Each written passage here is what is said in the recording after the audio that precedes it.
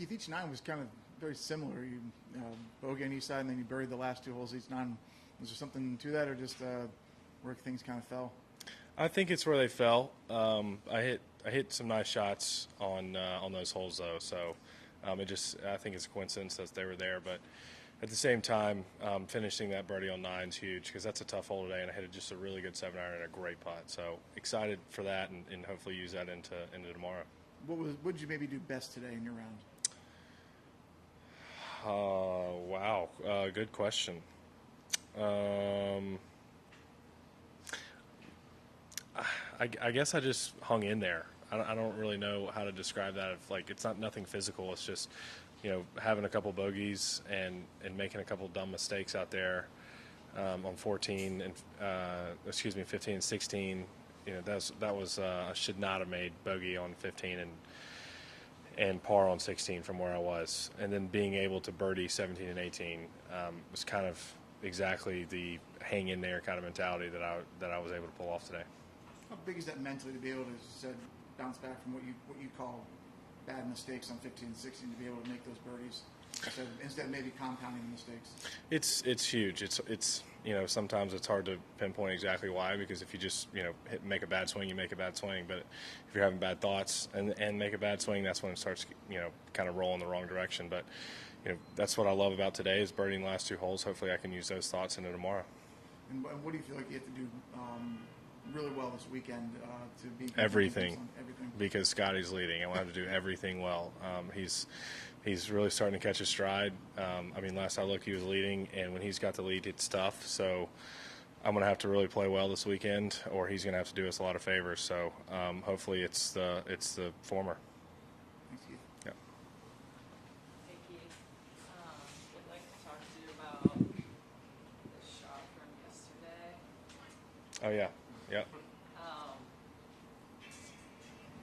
Can you explain for those that don't know what is a tie spinner? So Kiradek kind of hits this shot where he takes a 60 and stabs it, and it kind of skits, and then just has a ton of spin and stops. And I was in the back of the bunker, and I had the lip behind me, so I couldn't really get a straight up and down backswing enough to hit the ball high, land on the green, stop it. There was water on the other side.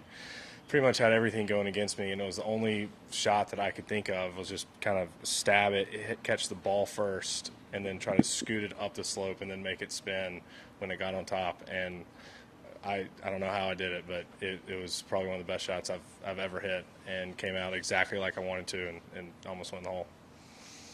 How would you think that an 18 handicap would fare trying to hit a tie spinner? They might do it on accident more than they could do it on purpose. But it's out of a bunker. It's the shot that everyone teaches you to hit the ball first. I said that backwards. Out of the bunker, everyone teaches you to hit the sand first and try to blast it and hit it up high in the air. And that was, I couldn't do it in that situation. There was just no other option. There was the lip behind me. I had to fly it on top of the green, stop it, or else I was going to go in the water. And I just didn't have that option. So that's when I decided to hit ball first. And when you hit ball first, it comes out really low and hot with a lot of spin. And it's not something I've really ever practiced, but I've kind of just messed around with it for fun and just had to do it there. It was the only option I had, and pulled it off. Joel's comment saying that people have no idea how hard this is. What do you think about that? And did you have any other feedback from any other tour players? It was funny when I originally posted. The only people that had either comment or text me were other tour players, because they were just like, "What was that?" Because they knew exactly what it was and how difficult it was. And again, a lot of it was luck, but it was the only shot I had. It was either in the water or back in the bunker, and was fortunate enough to pull it off. And we all know kind of the shots that each other hits, and those guys have hit shots that I've probably never be able to hit or wouldn't have hit in the situation. And it's just kind of fun to kind of go back and forth with each other when somebody actually did pull it off. Awesome. Thank you. Yep. Thank you. Thanks, Keith. Appreciate it.